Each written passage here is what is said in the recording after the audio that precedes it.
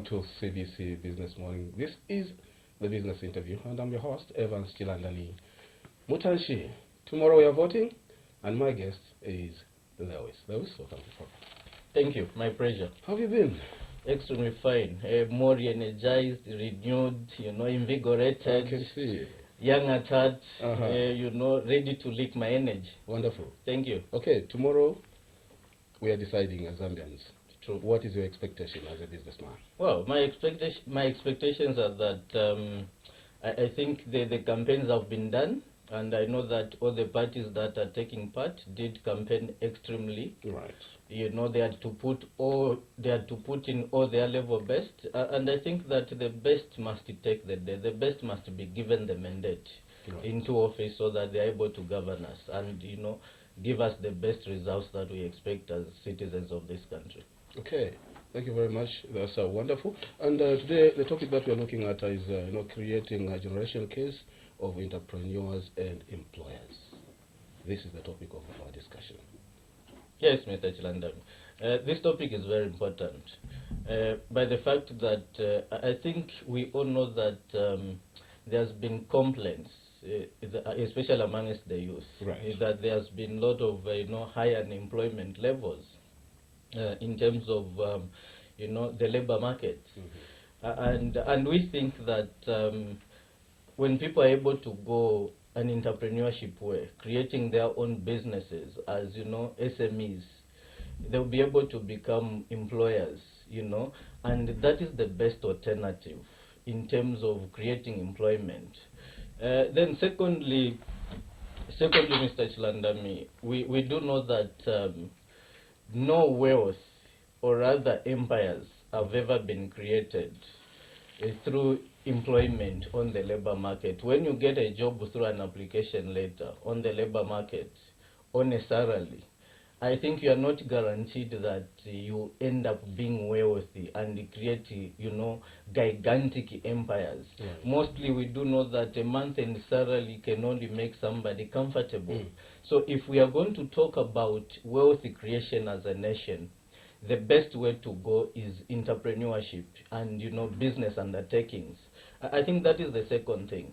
The third point that I would want to talk about is the fact that the only way that we can control our own economy, and Mr. Chilandam, I think we have been resonating, and all those people that have resonated with us in the African diaspora, we are saying that this is about time Africa started running its own economic affairs.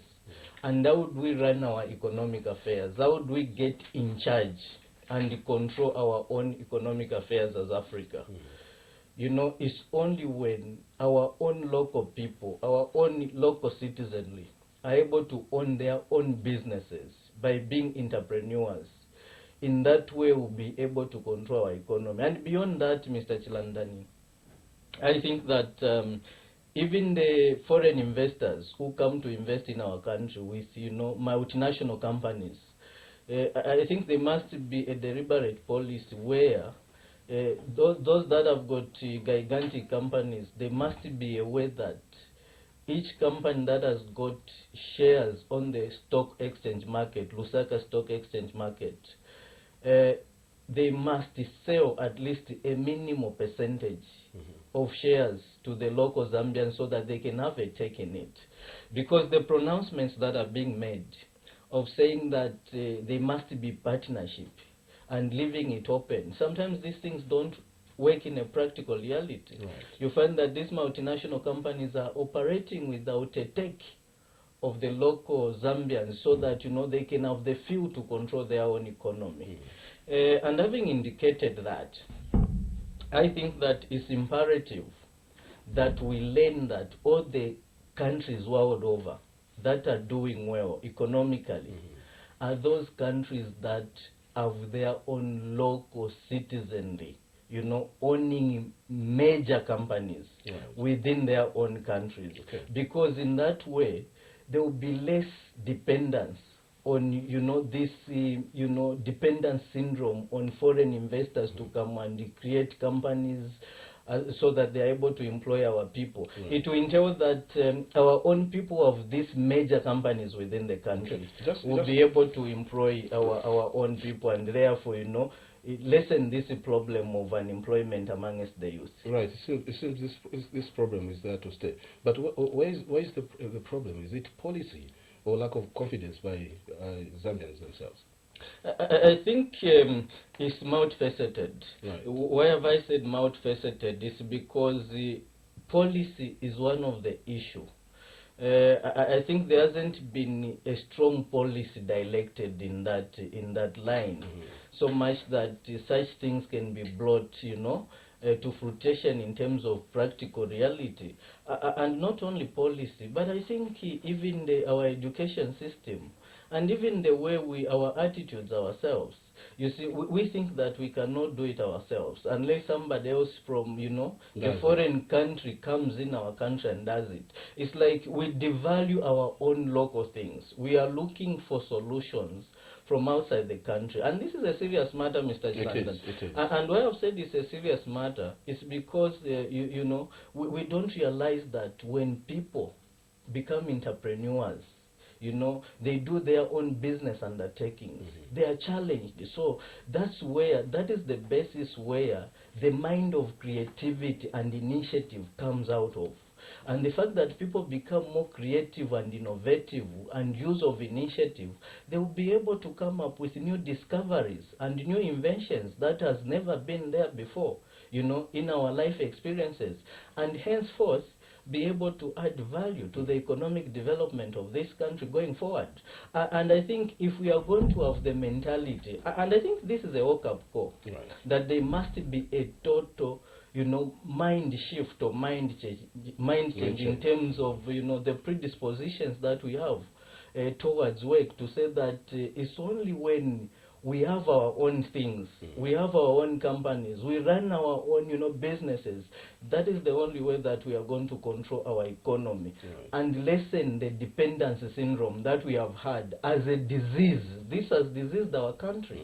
To think in that line, that we cannot do it ourselves, but up until somebody comes. I think we must create a balance in the equation, that much as we know that these people who are foreigners must come and invest in our country, but we must also have a take in it, so that, we balance things, not only having an entire dependence on the foreigners to come and change things for us and create employment for us, which shouldn't be the case, and will never create wealth as a country going in that direction.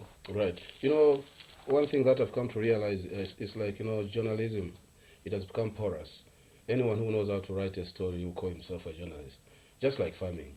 Anyone who just have a backyard garden will call himself a farmer. Entrepreneurship. How would you define entrepreneurship?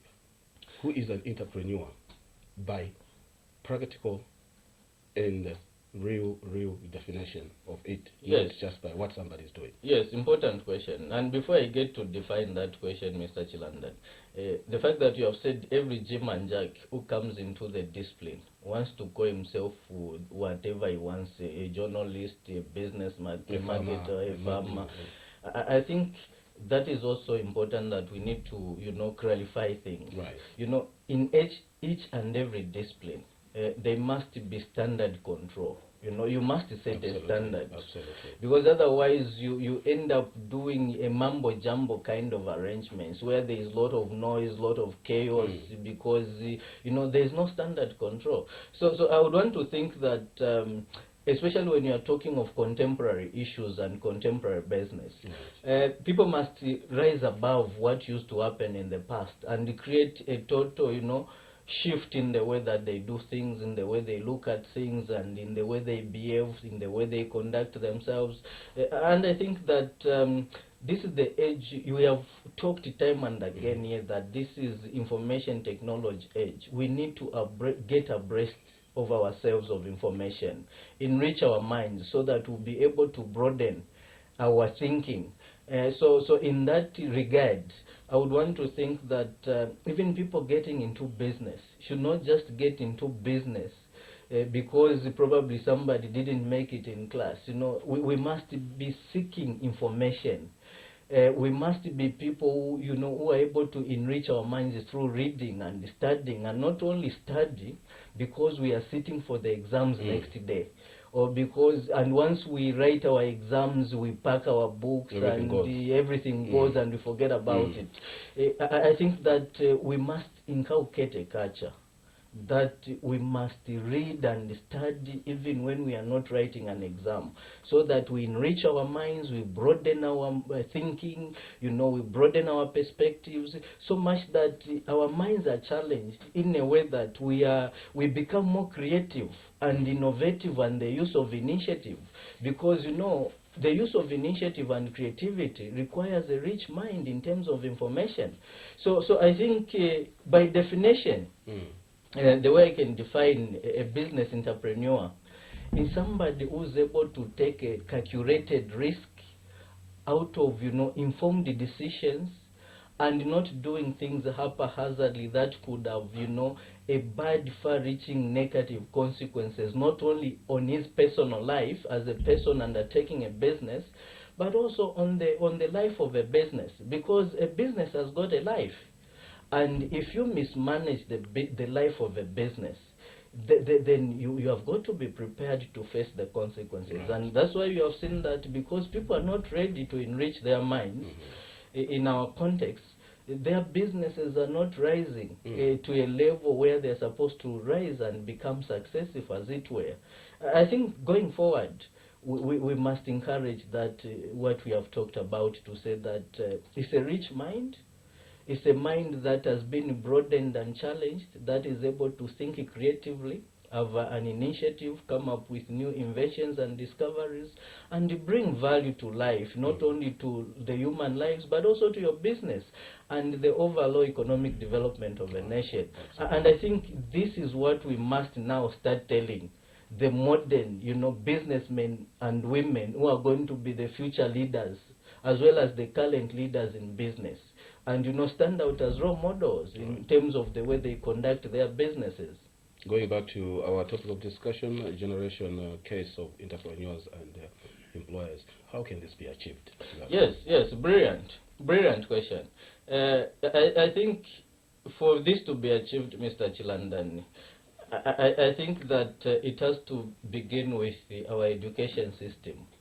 You see, our education system has been built in such a way that we take our own children to school so that they get a better education, and after they have gotten that better education, they must end up being employed on a labor market on a monthly salary, using an application letter, in a white-collar job. And if that doesn't happen, we label our children as the black sheep of the family or the black sheep of the society, and we start giving them unnecessary and weird nicknames like Dilofwa in our local languages, meaning that it doesn't work if you were to to interpret that in English, which shouldn't be the case.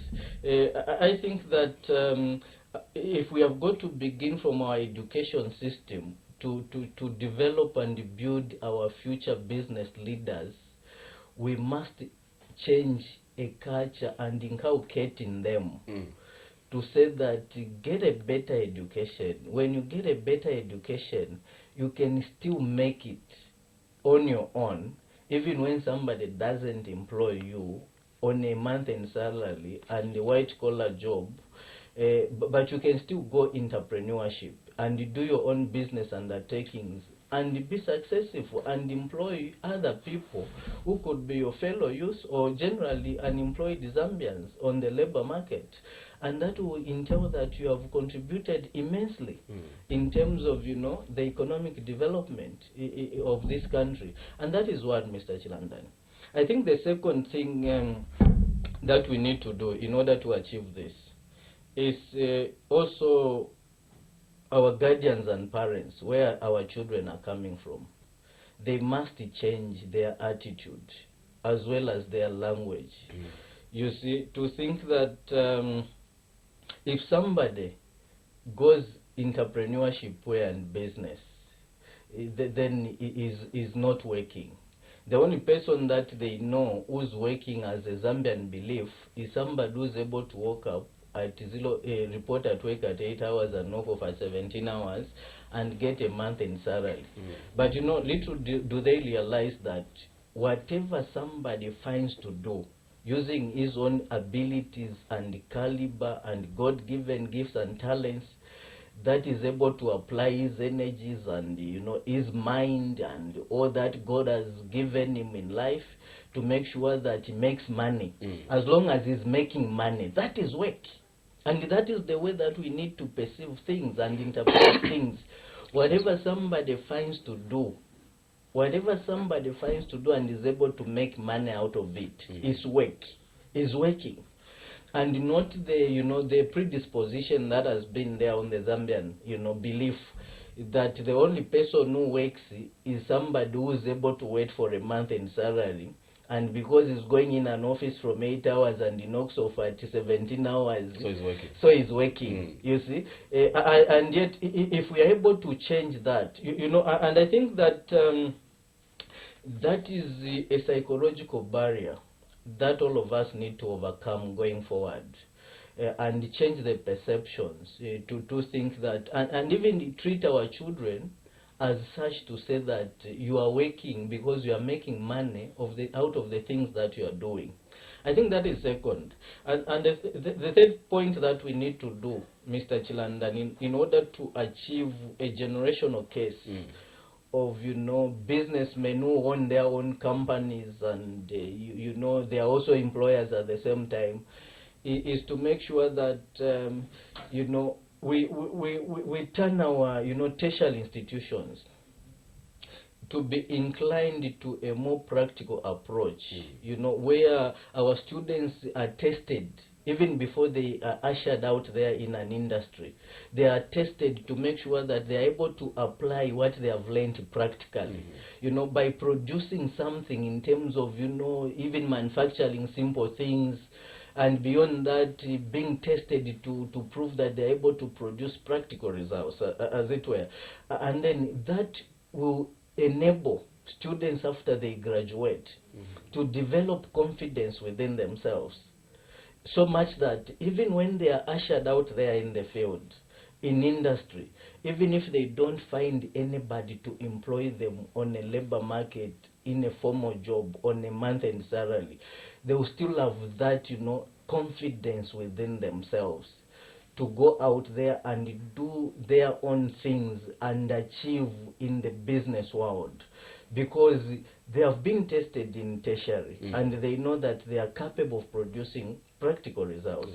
And like, we shouldn't agree to a notion which has been there, or rather to make our children become dysfunctional after they have left college and universities, just because somebody made them to believe that they cannot perform if they are not employed on an application letter and in a already set up, company structure. Just because somebody made them believe that in their minds.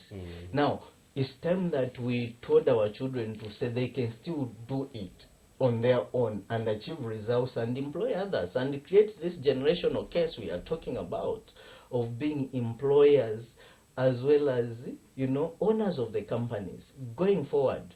And when that is achieved, Mr. Chilandani, believe me, you no longer be talking of this economy the way you are looking at it, because this economy, maybe 80% of the economy will be owned by local Zambians, because they are the ones who owns the major companies. They are the ones who are employing other fellow citizens. And then it will entail that even the money that they make will be reinvested back in our country.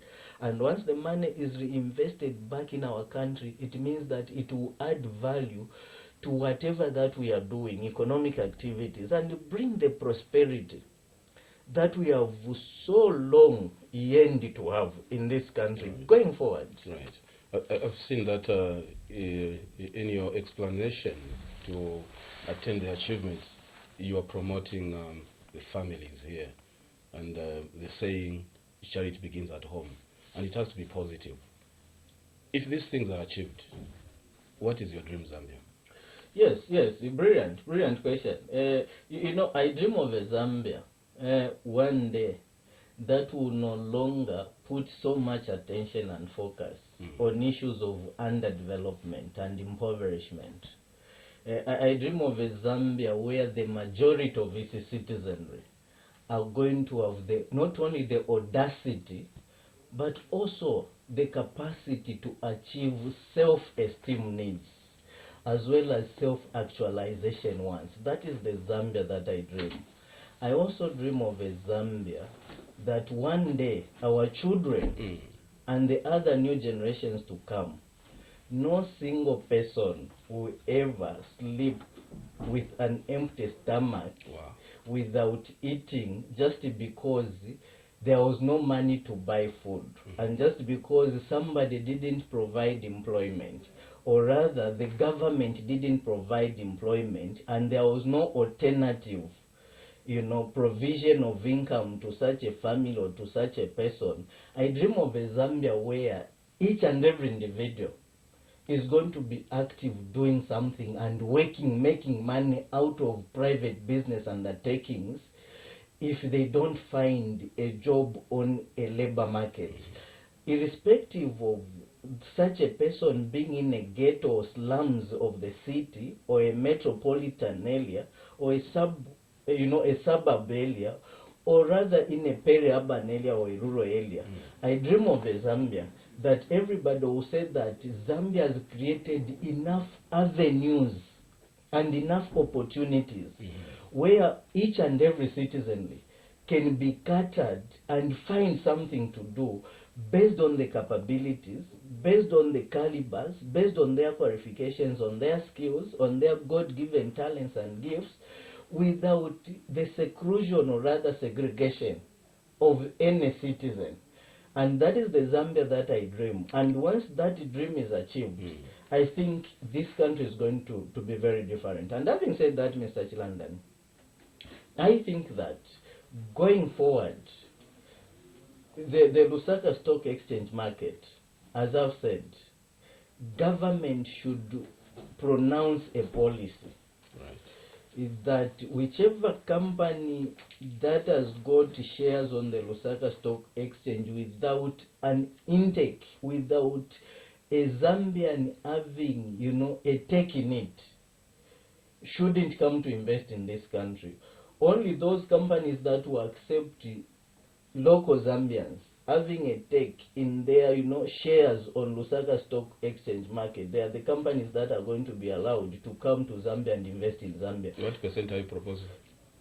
I would want to think that any minimal percentage, unlike just not having any Zambian having a take in, you know, shares in those bigger companies, because in that way we'll never get to control our economy. And going forward, we are looking at a situation where we must start controlling our economy.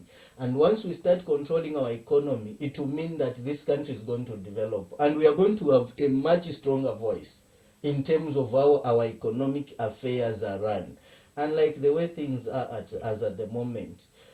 Though we talk, but practically things are not there.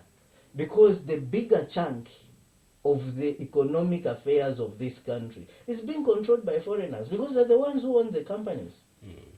Somebody somewhere is not walking the talk. You know, and that is the thing that we are talking about. And there is no way you can talk about owning your own economy. And I've said this, Mr. Chilandan, that only people who own companies are the people that know what it means to control the economy, to be in charge. And you only get in charge when you are the owner. But once you are not a owner, you'll never be in charge. You know what I mean? And that is the ownership that we want to be brought into this country in terms of owning our economy. Right. Yes. Okay, Lois, we don't have much time. Your final remarks, and maybe you can give your contacts, just in case somebody wants to get in touch with you. Yes, my contact numbers, like you said in your preamble, I'm Lewis Simpungwe Chizu. I'm the author, the businessman. I'm a qualified, you know, professional in the business world and the economic world. I'm found, my main office is at Lottie House, second floor, room 12. I'm also at Farmer's House, first floor, room 1. And beyond that, I can be contacted on 0976 94 62 90. My email address is lewischizu@yahoo.com. Then the appeal that I would want to make going forward is that whoever is in business, we must set a standard. Right. Things have changed over years.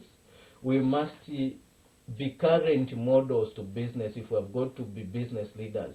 Let's enrich our minds as much as we can, so much that we'll be more creative and more innovative, to bring about new ideas, as we bring in new energy and impetus and vigor. As you have seen, when I'm talking, I'm able to link my energy not only in my business, not only my authorship of writing so many books.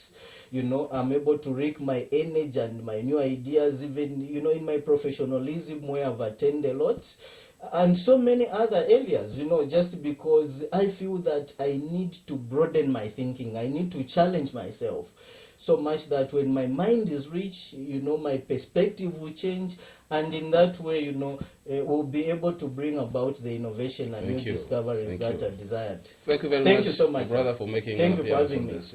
Wishing you all the best tomorrow as you decide. Thank you, sir. Okay, viewers, thanks very much for watching CBC the business interview. Next Wednesday, again at the same time, Lewis Chizo Simpungwe will be here. You haven't missed much, but keep in touch. This is Everson and Mutaji. Good morning.